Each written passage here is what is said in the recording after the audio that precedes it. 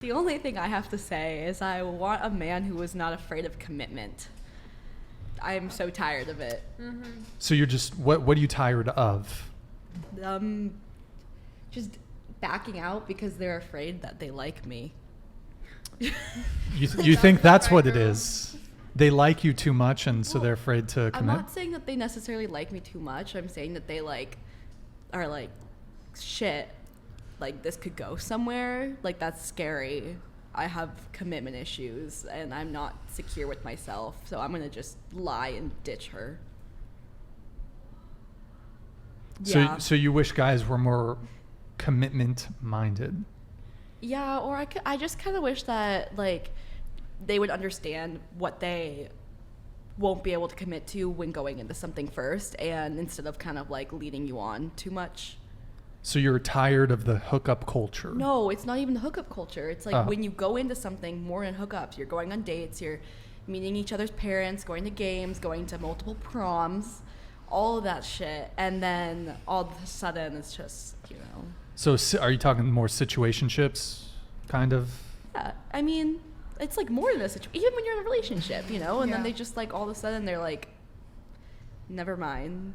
I feel like the main reason why that happens is because they're really scared to open up about their like emotions that have to do with like toxic masculinity or like their Wait, what?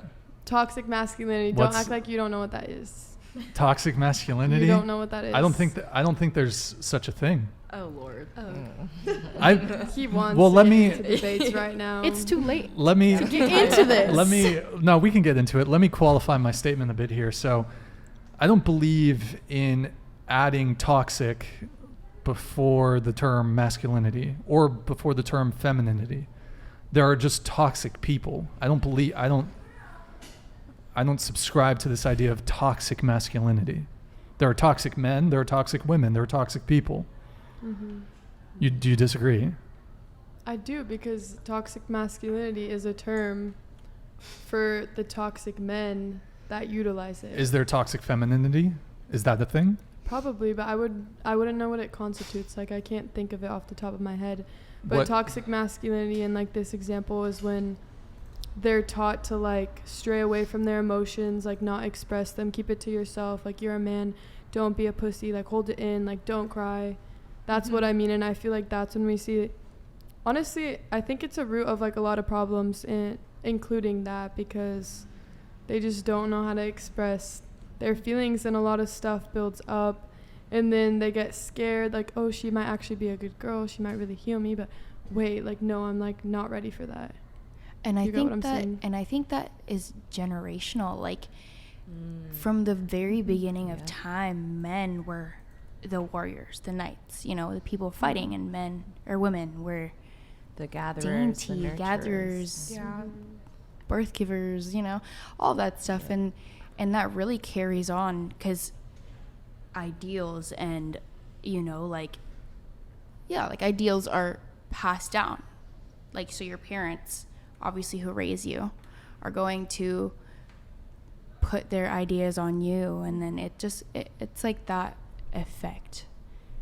But okay, Snowball so effect. I'm going to ask the table. So do you guys believe in toxic masculinity? Just show of hands. Eric, if you want to just put it. Okay, do you guys... I'm on the fence because of what you said. Okay, so if you believe in toxic masculinity, then do you believe in toxic femininity? Yes. Show of hands again.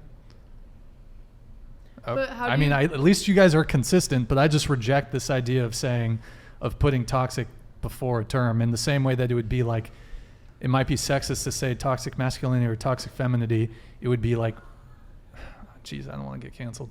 It would be pretty problematic to say like toxic. Fuck. It would be pretty bad to can't say toxic, for example, toxic whiteness or toxic blackness or toxic Jewishness. Do you see what I'm getting at? So I don't know, the idea that maleness itself needs to be pathologized and fixed, it's just like it seems a bit sexist. I think the whole idea of men just kind of, be strong, don't cry, don't express your emotions, you're gonna look soft. That's toxic? You think that's toxic? I think that's desirable. Men should be strong. But at the same time, it's like you're not allowed to, your feelings are invalidated. You're not allowed to feel those things because you're a man. No, but I mean, I agree with you there. People don't care about how men feel. Yeah, and I think and that needs to be women, changed. just like that women in the video that we reacted to, when men, some of you might disagree, when men are honest, if they're open with their feelings, if they display emotion, women lose attraction for men like that. Not all women. Yeah. I'm not saying all women, but we had a woman on the Joe Rogan podcast just admit if her boyfriend got knocked out in a fight, she would lose attraction for him. So men are not open with their emotions. By the way, men and women, the way we display our emotions is different. Mm-hmm. Yeah. So, I mean, I feel like Go ahead. people should not, like, whether it's men or women, should not be taught to not be emotional, because, like, what about, but stoicism? I think stoicism is a desirable trait I would rather in both men and women. I would rather be shown how people feel, because, like, for example, with my ex, he never told me what was wrong, never communicated with me, so I spent 95% of that relationship thinking he was going to break up with me, and he was mad at me when he was having his own personal issues and just refusing to communicate. And that's the point that I was going to make is, like, men who have been invalidated, like their feelings have been invalidated, it translates to relationships. It makes you scared to communicate those things with women because you don't know how. You don't want to look too soft. You think that girls want you to be macho man who's super strong and it's just like stereotypical. But in a relationship, it doesn't work unless you're both opening up, because automatically I felt so much less comfortable opening up, because if he can't, then why should I? Mm-hmm. And so Open up about what though? Anything. Like, open up about what? Like, if you're feeling something, if you're going through something, communicate it. Like, don't just be dry and don't talk and act like you're no longer interested because you don't want to talk about it. And it's also not so, like, if you don't want to communicate that, that's okay too, but it's also as simple as, I don't feel comfortable communicating that with you. I mean, I will say, like, for most men, from our own experiences, the times when we are vulnerable in front of women lose attraction for us. We lose the women. I can think of a ton of situations where I was steadfast, I was stoic, and then, like, I cracked or something. Not cracked, like I freaked out or something, but something happened, and I shared that with a girl I was seeing. There's one girl in specific. There's been a couple girls this has happened to me too. I'm like, hey, I'm going through this, and then the dynamic immediately shifts in the relationship. She loses respect for me.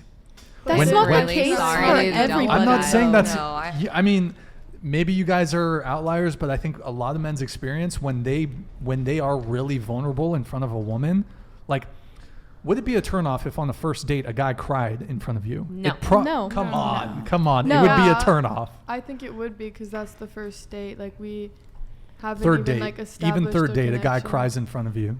It's probably going to turn you off in some way. I've had experiences. Okay, I'll give you guys an experience. Almost exactly a year ago, I was attacked. It wasn't a fight. Like, I was attacked. I was jumped in the street. I was fucked up. I was all bloodied up. Everything. I'm sorry to hear. It was bad. Luckily, we caught the guys, and well, that's for another time. But, and I had my girl that I was seeing at the time come over to, like, help to nurse me, and she came over, and I was all fucked up. Like, my knee was all bloody. I was in pain. I was like, it was hard to walk and shit. And there was a palpable change we'd been seeing each other for a couple months. There was a palpable change in the relationship. Like, it was like before I was attacked and then after I was attacked. Like, it changed. When she saw me, like, all fucked up like that, it changed the relationship. She kind of lost a little bit of respect for me. We never argued. All of a sudden, she's bickering about this and that. I'm like, I can't really articulate exactly how it changed, but it changed. And then I think within 2 months the relationship was over. I I'm feel really like it sorry you almost. went through Oh, that. sorry. No, go ahead. Yeah, I feel like it can also really go both ways, though. I had a very like almost similar experience, not something that happened to me, but the guy that I was in a very long-term relationship with, like, you know, again, he was very stoic. Like, he never really like shared his emotions to me, like at least like deeper emotions that were like things like issues that he had maybe with like his mental health and things like that. One night he gets super drunk, opens up to me like about some really like dark like issues, and his whole thing is like apologizing to me, being like, I didn't want this to affect our relationship. I don't like you seeing this side of me. And I think honestly a part of that plays into toxic masculinity, because it's like he hadn't even like, he opened up to me and instantly he feels embarrassed And like apologized, just yeah. out of like how society feels, because obviously I was there, I was like trying to comfort him. I'm like, I'm so glad you opened up to me because now I understand the issues you're going through. But in his mind, he kept like walking into the bathroom to like wipe his tears, being like, I'm fine, like you don't look at me like this. Like he wouldn't look at me because in his mind, like a man shouldn't be able to show his emotions like that. Yeah. So in your case, I can understand like maybe that was a turn off for her, but but it's not for everybody. It goes the other Yeah, way sure. too, where And yeah. and also I think like now within our generation and the younger generations, like mental health is coming more into light and teachings. You know, I'm not sure if like, let's say you in high school got, you know, the mental health talk, or like you had outlets to reach out to. It was a little more taboo, you would say, right? Correct me if I'm wrong. But I think, so it sets like that ideals for like that age group. And so I think that's what is lost in like people of older age, is they're kind of taught like men are strong, men don't really show emotions, and that's just what they expect. And I think now with our generation, and I think as I see more when I talk to my friends, or even all you guys here, like it's okay to show your emotions, and when people like validate that, then that's where the change comes. And I think the dating pool now is, we'd rather you communicate and show your emotions. That way we can better understand you and there's no disconnect. I feel like when there's no communication about like how you feel, it kind of turns into resentment and it just builds up, and it causes tension because you're going through so much and you can't talk to your significant other about it. Exactly. And if you're dating somebody, you have to trust them. That should be your person. You should trust them more than anything. So you should be able to talk to them. And if you feel like you can't, then that's not a healthy relationship, And in that's my how opinion. it was with my ex too. It was like he started to resent me because now I know like